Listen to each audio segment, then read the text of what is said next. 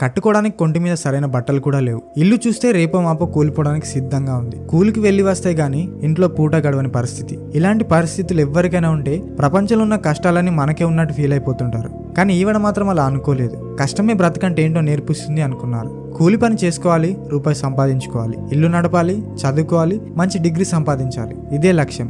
అందుకే సాకే భారతి కథ దేశం మొత్తం మారుమోగింది. ఎందుకంటే కూలి పనులు చేసుకుంటూ కుటుంబాన్ని పోషిస్తూ PhD పూర్తి చేశారు ఆమె. అనంతపురం జిల్లా సింగనమల మండలం నాగులగుడ్డం అనే మారుమూల పల్లె ఇది. ఈ ఊరిలోనే ఉంటారు సాకే భారతి. ఇంటర్ పూర్తవగానే కుటుంబ కష్టాలతో ఆమెకు తన మేనమామ శివప్రసాద్నిచ్చి పెళ్లి చేశారు. చిన్నతనంలోనే ఆమె కుటుంబ కష్టాలు చుట్టుముట్టాయి. తన భర్తతో పాటు కూలి పనికి వెళ్తూనే తన జీవిత లక్ష్యం చెప్పింది భారతి. తనకు PhD వరకు చదువుకోవాలనుందని.